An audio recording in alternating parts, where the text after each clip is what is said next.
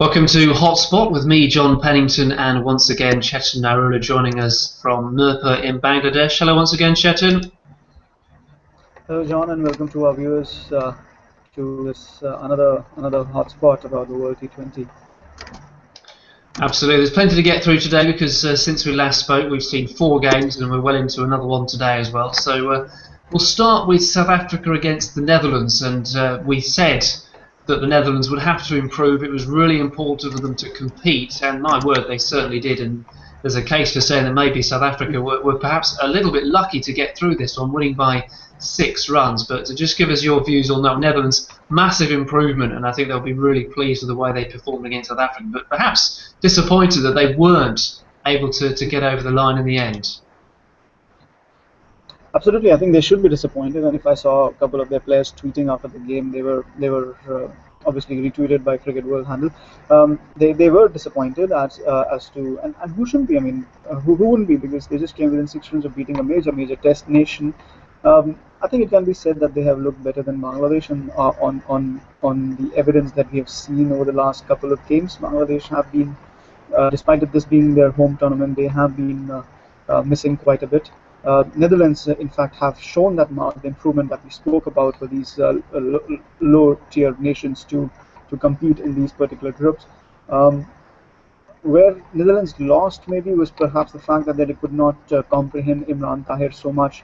He took 3 wickets, if I remember correctly. Also, the fact that they lost those 5 wickets for some 35 odd runs, if I remember correctly. Again, in the middle order, that was after the half century by their opener.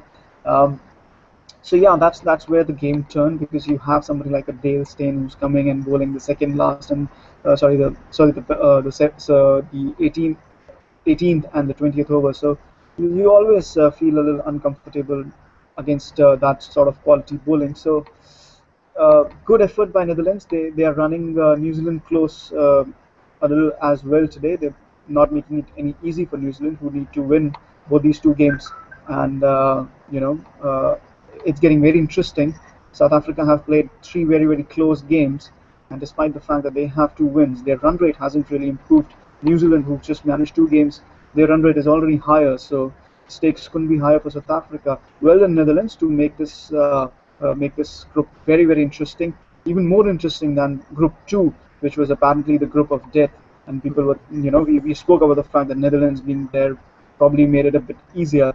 Kudos to them. They haven't made it any easier, at least not as easy as Bangladesh have made it.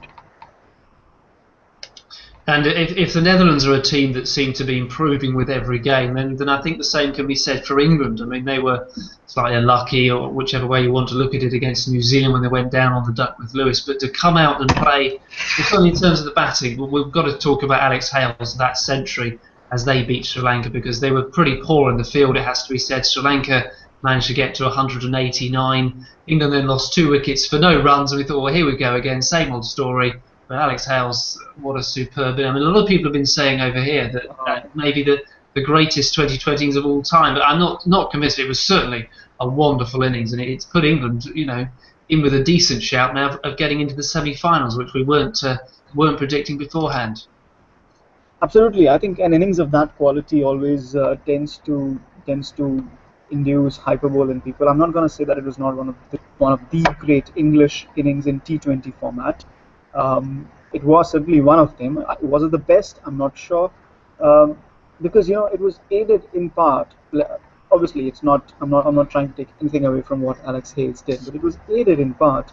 We have to be honest about it. That the field was very wet because of the dew. The ball was changed nearly 10 times in that particular game, and it was an advantage handed to England. However, however, chasing 180 odd is never going to be easy in any sort of format, and we saw. I mean, I saw that firsthand yesterday. When we have seen that in the last 2 games. Australia, such a huge batting. We have to be honest. Australia have a better batting lineup than obviously England, but and obviously West Indies do as well. So we've seen Australia fail to chase 180 odd, but West Indies were successful in chasing that yesterday, 179 odd. So it's that sort of a total which is very tough to chase. You have to set your rhythm from the beginning. They lost a couple of wickets. Michael didn't really fire that much, so it was all down to 1 or 2 batsmen Ewan Morgan played a very, very good knock to support Hales. But it was again down to the fact that you have to take it through the innings. You have to make sure that the momentum is carried through the innings, and only then you can chase such high totals. And I think we have to give England the due credit here. Two matches they've played, they've scored 117 in one. Again, like I said, they were very, very unlucky that that match did not go down to the wire. So 170, they scored 180, and again they won this match.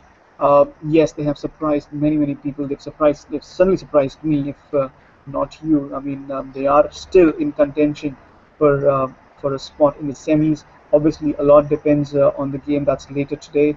I just hope it's not one of those games which is decided on the basis of the toss. You win the toss and you bowl first and you bat later, and thanks to a dewy outfield, you win the match regardless. The team's chasing 200 or 20 runs. I just hope it's not that sort of a match, given the fact that England are a little unpredictable and South Africa are playing very, very unpredictable cricket. I think it's going to be a close game. It's a must-win game for both the sides, and I think we are really down to the business end of the tournament.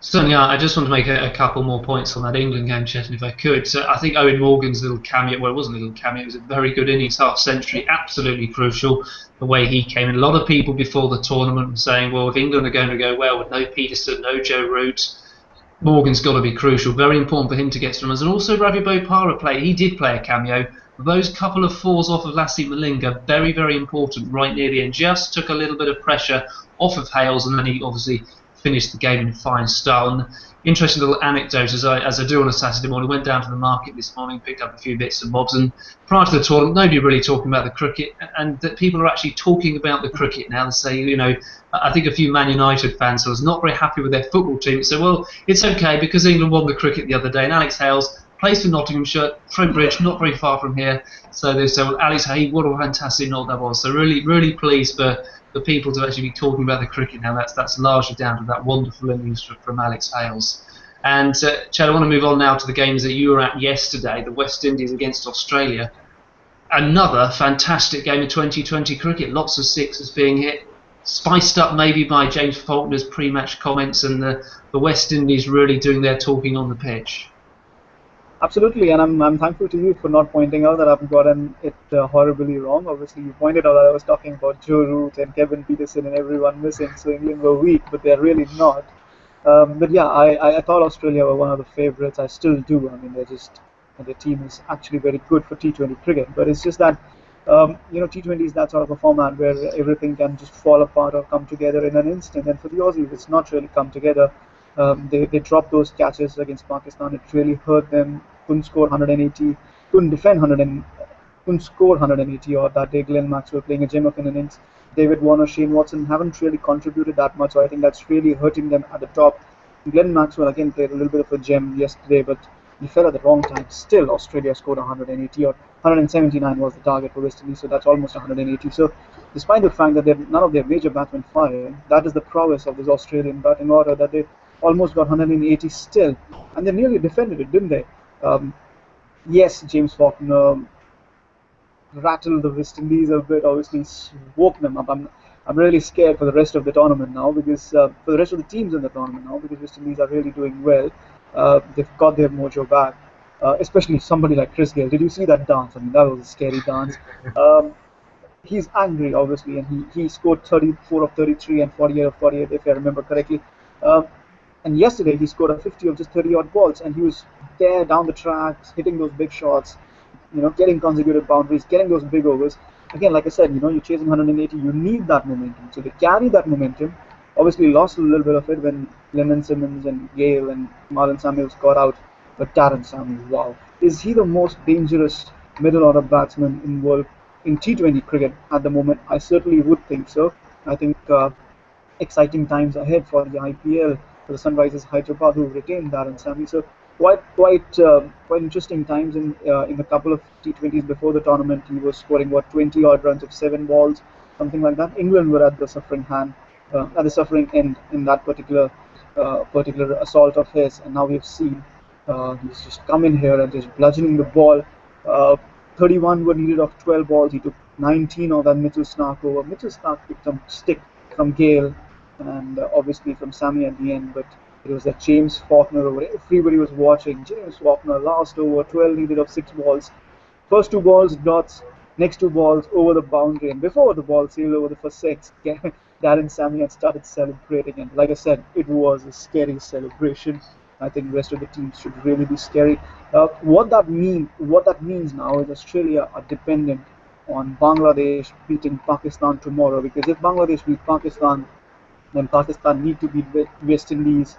So again, so that three teams are on 4 points, and then it comes down to run rate.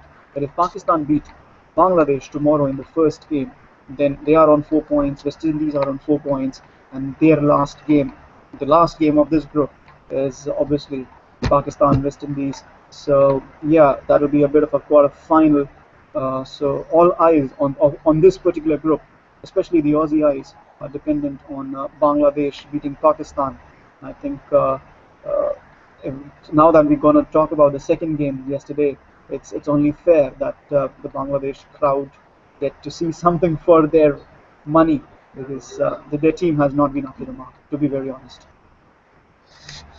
No, and let's just get your thoughts on yesterday's game between India and Bangladesh. India's win, of course, mean they'd qualified for the semi-finals, the first team to get there. But Bangladesh, again, very disappointing. They tried to get off to a fast start again. They lost wickets at the top of the order and just 130. I suppose the only thing you can say there is they managed to score more runs against India than both the West Indies and Pakistan managed. But the way India came out and battered with Virat Kohli and former Rohit Sharma looking good, even MS Dhoni deciding to come in and get a bit of a hit as well. They just looked in complete control pretty much all the way through. Absolutely, it was almost a third time lightning striking similar way, or a test rehearsal for India for third time. So um, from Bangladesh point of view, I mean, I think their new batsman, I don't remember his name, number three, who came in, the first ball he smacked it, was caught, gone for a duck. I think that's just the mentality that just reflects where Bangladesh cricket is at the moment. There's no real application. There was no need for that particular shot. Um, you know, what they needed was play out a couple of overs, and obviously their skipper Mushfiqur Rahim was talking about that he's a big hitting batsman. Sometimes it um, works, sometimes it doesn't. Point is, it hasn't worked for Bangladesh for so long. So you need to try something different. Um, their approach is a little wrong, I would say. If you look at Netherlands, they have actually assimilated their lessons from their defeats, and they're trying. I mean, they were really, really nervous against Sri Lanka, really jarred.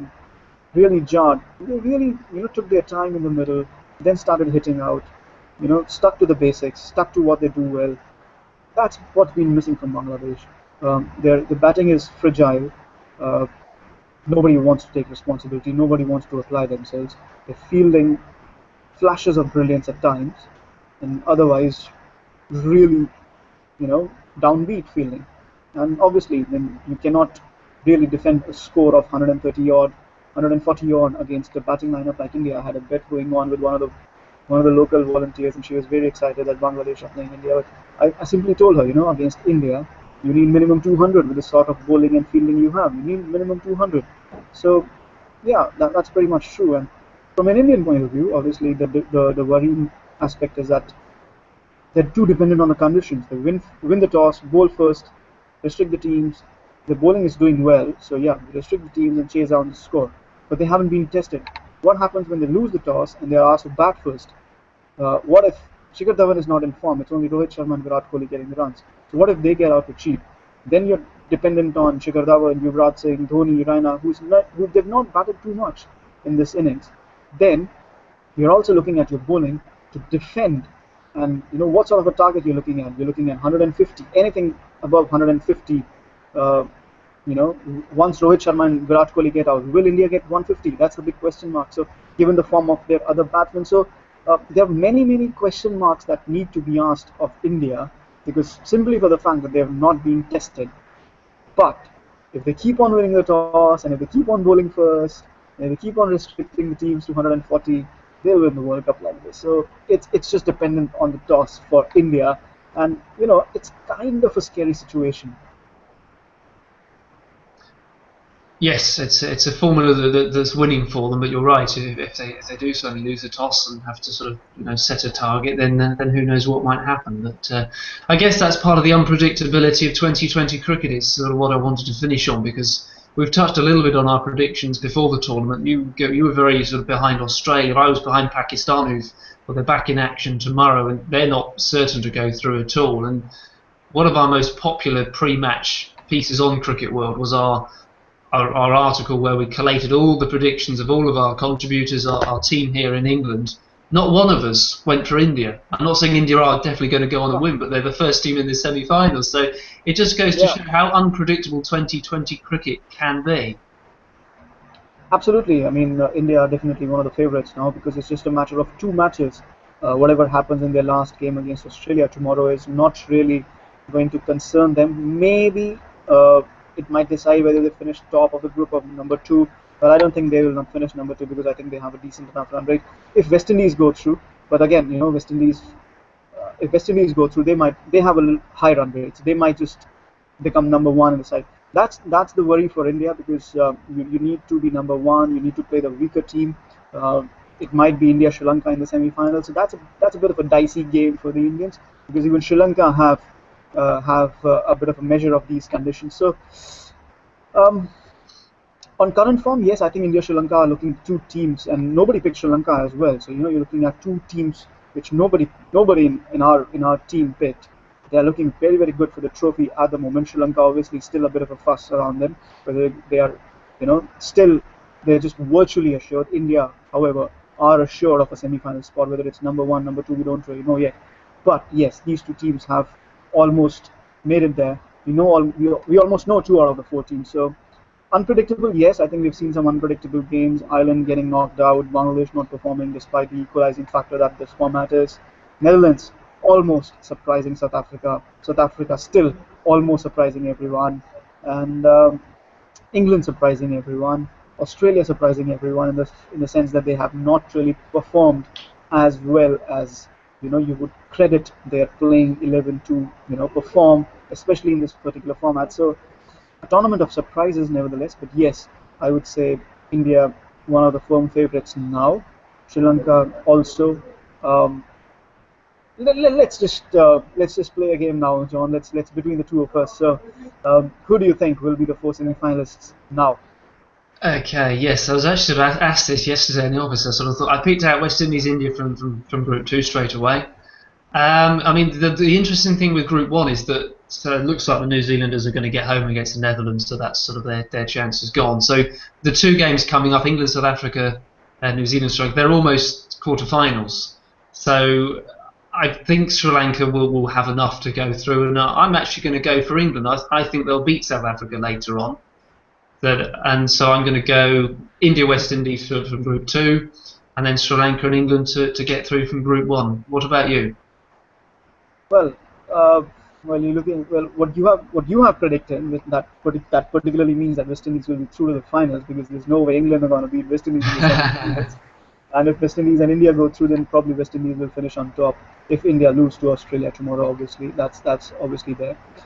Yes, India. I'll only pick West Indies from this group only because Pakistan have 2 points less. But if Pakistan win tomorrow, which I hope they will, or rather than hope, I think they will because Bangladesh have had a bit of a patchy run. Um, in that particular sense, I would say it's a little even between Pakistan and West Indies. Both teams can be unpredictable, and I would want Pakistan to go through. I want to see a new champion crown. So yeah, it'll be India and Pakistan for me from this particular group, and if Pakistan win tomorrow, but otherwise it's India West Indies definitely. From the other group, I don't think England are gonna go through. I think South Africa, irrespective of what happens today, I think New Zealand are good enough. The only reason I say that is because New Zealand are on their way to victory against Netherlands as we speak, so they already have a very high run rate over South Africa. If you look at the points table, they already have a very high run rate, and now they're going to win. That's not going to increment their run rate a little bit more. England are still in the negative, South Africa positive, but still just 0.05.